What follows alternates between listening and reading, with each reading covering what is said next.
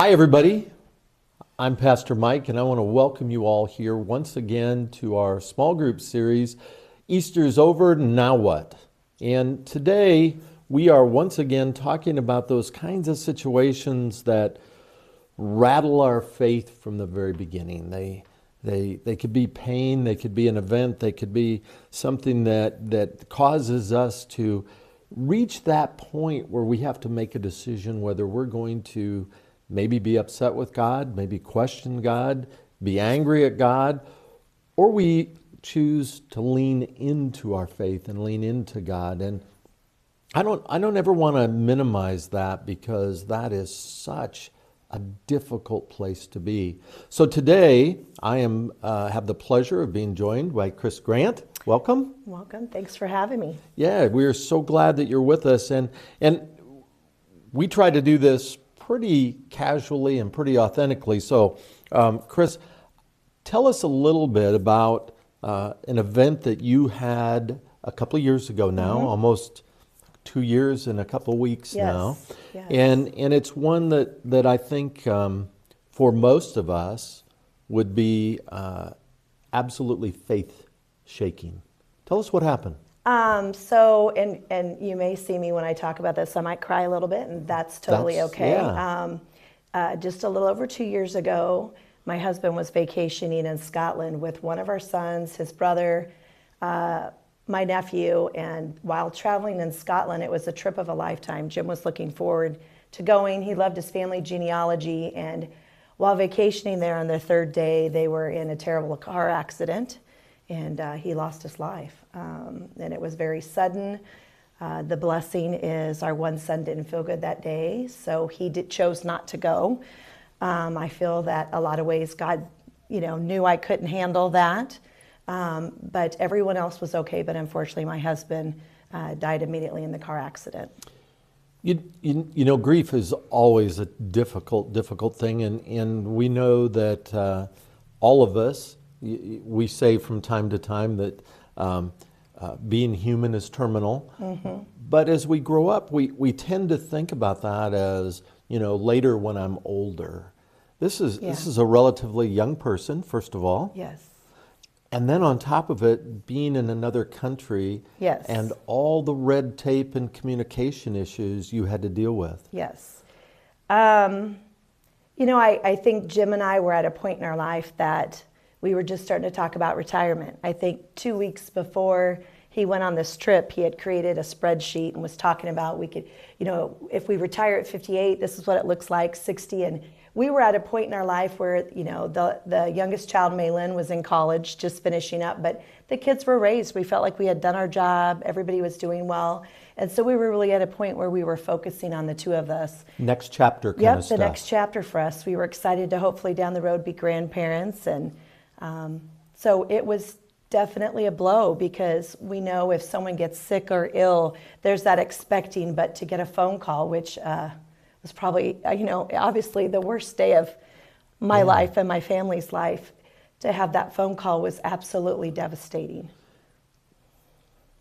It's in a foreign country. Yes. They do things differently. Yes. You get a phone call, and then in the middle of your grief, you have to navigate tons of red tape. Yes. One of the first things we needed to do is our son Chaz was still over there. And since he wasn't with them, the rest of them were hospitalized. And so we had family here rushing to join the family over there. At the same time, I think I couldn't think straight until we made sure that Chaz was brought home because I knew how devastated he was. I at least had my support group around me. But we needed to get him home, and that was our first order of business. The second part was, you don't understand what it's like to bring a body back home from a foreign country and all the red tape. I will say the people in Scotland are wonderful people. They did a wonderful job helping us navigate that process, but it was very difficult. So here this horrific event happens. You're going to have to make a decision about your faith here. Mm-hmm. Lean in or like we talked about, maybe be a little upset with God. Right. Where were you in your faith before that trip happened? Always been a strong person in my faith, and I always know that I have always felt like God has a plan for us. We don't always know what it is, and we know in life we have different, jobs we didn't get or different disappointments that come in our life. But I've always been blessed, and I always know that God's provided. I was never angry and never mad at God or anyone. I just knew that it was his time. And he had said things to me looking back to let me know Jim wanted to live his life to the fullest, and he was in Scotland doing what he loved. He loved to vacation. And he always told me when it was your time, and we don't have any control over that. And I always struggled with that as a person. Yeah. He always said it so nonchalant, but after he died, I realized why things were said the way they were. But there had to be a moment where you were intentional about turning closer to your faith. Mm-hmm. And how do you make a decision like that in the midst of pain? Because this hurt. I really think, to be honest with you, I don't think there was any other way but to turn towards your faith. And I often stop and wonder about people that don't believe or aren't believers. I often wonder, like, what would I have done if I didn't have my faith to lean on? I knew that God was going to walk us through that time. As hard as it was, as difficult as it was, I knew he was going to be there for us. And that no matter how deep the times through prayer, I just knew he was going to be there. And I felt like if I didn't have that, I don't know what I would have had. I always said, like, my faith comes first, and my family, my friends. And I had family and friends that were there, and they're still there today, which is beautiful. But without my faith, I don't know that I would be here. I really don't. Yeah. It's knowing, and I think for me, one of the moments of peace I had, I didn't ever have to think about this at my age, but knowing all of a sudden when people say you'll see your loved one again, I then found comfort in that, knowing I'm going to see him again. I didn't, expect to lose him so young, but I know that I'm going to see him again, and I found a lot of comfort in that. And without naming any names, we also know that there were members in the family that struggled with their Yes. faith because of this. Yes, I think, we've talked about this with grief. No one person grieves the same. Grief can hit one person harder than the others. For me, as a wife that I was married 34 years, I'm navigating my own grief. At the same time, I'm watching my children navigate grief, because we had from as young as 20 up to 30. And, my older son is angry. He's angry at what happened. The son that was there, that traveled, he has a deep sense of grief that weighs on him, but I think he just knows that he relies on family to get him through. And then the two younger daughters, everybody, they do. I watch my children, they all grieve, and they're handling it different at times. So it's hard when I'm stuck in my own grief. I have to make the effort to stop and check in on them. And sometimes it's hard because they are navigating their grief in it's their own journey that they're navigating. Well, and every child wants to protect their mother. Yes. So they're yes. gonna around you, they're going to act one way. Yes. But in reality, they're feeling something else. Yes. And you've witnessed that. Yes, I have. And it's been tough, because sometimes I feel like I want to, just, I don't know, have a conversation but sometimes it's hard. I can't. It's their journey they're on, right? Yeah, they have to have their way. Right. And I hope in time, right, that things heal. Yeah. Yeah, that in time it will get easier. But we've also seen, now that we're within a couple weeks of the anniversary of his death, you've had to continue. This isn't a one-time event. This stays with you. This is a journey. The journey goes on. Yeah, it's birthdays, it's the anniversaries. There's always reminders around every corner. How do you think that this has affected your prayer life? What does prayer look like for you now? It's funny. This is where I said it's okay to cry. It is. I will say, for me, I was always one that prayed for other people. I had a wonderful life, and I would pray for my parents' health, and I would pray for other people, but I have learned to pray for myself. That's probably my biggest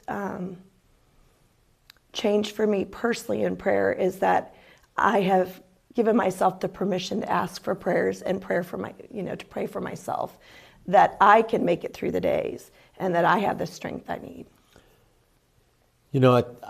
I think, again, that's a testament to strong faith, that in those times we turn to prayer. You also mentioned this incredible support system that you had around you. Yes. How did that materialize, and what did you find as they surrounded you in love? I would say, immediately that night, sometimes I don't even remember. I just know the house was full of people. And it was beautiful, because sometimes people say, I don't know what to say. Sometimes you don't have to say anything at all. Just your mere presence. And for me, when people cried with me and they were at a loss for words, let me know that they were feeling the grief as deep as I was, or at a deep level. And just having people around, the house was full for days. And to this day, there's a network of coworkers and colleagues that check in on me. There's, Maylin did softball, and there's a wonderful softball community. We grew up together. Jim coached with a couple of the guys, and they're constantly checking in, and they haven't left my side. I think a lot of people talk about people are there for a couple weeks, but I really feel that Jim and I had a really good support system in place from the beginning. Our neighborhood, the church. Walking back into the church doors, I looked around and realized I was with family, and I feel it today, that I needed to be back in church on a full-time basis for my own faith. It was. So someone that maybe doesn't have a strong faith, doesn't really know who Jesus Christ is, then tragedy hits. What kind of advice would you have for them? Well, I can say that, I grew up in a house that my mom was Lutheran. My dad was a farmer from a farming family, and they didn't attend church. So I didn't grow up going to church on a regular basis. I started going when the kids were growing up. So I can speak to that. I've always been a faithful person, and I've always believed. But sometimes I remember walking in church going, gosh, is everybody going to look at me and know I have the sign on me that says I didn't grow up in church? But what I will say, and I think I have said it to people, that I have said, I don't know whatever it is you're going through, but here's something that's helped me. I have found that going to church, has really that support system, that's a support system. And it's not only, and I feel like for people that are non-believers, that just walking in those church doors is the start of their relationship with God, right? And I really feel in time, and I think it's through this experience that I've grown deeper in my relationship. I've told people often that I hear people say, well, I don't need to go to church to believe. Mm-hmm. But in these kind of situations, when you talk about this support system and all the different ways that people loved on you during this time, why wouldn't you? Yeah. Why wouldn't you want that relationship and that support? Final words that you want to share about faith in the midst of trouble? I would say, like you said, leaning into it and just knowing that, God's there for you. And just whatever trouble you're going through, it could be a job. It doesn't have to be a deep grief like I have, but just I've learned through this experience to just lean into my relationship. And I know He's there, and I know He's going to take care of me. I just know that. I would just say, start simple. We talked about that the other day. Just yes, simple. We did. Start simple. Just right? Start simple. It's sometimes just walking through the door. It's just, taking that first step, right? Oh, that's well said. I want to thank you all for being with us again. I want to thank Chris Grant for being with us and sharing her incredibly emotional strength in her faith with all of us. And as you turn this off and you start your discussion time, let me invite you to pause and reflect on the moments in your life that were the most difficult. Think about those moments where you leaned into your faith and what caused you to question your faith. Know that that's all legitimate, it's all normal, but in the end, don't forget that God loves you. Have a great small group, and we'll see you next episode. God bless you.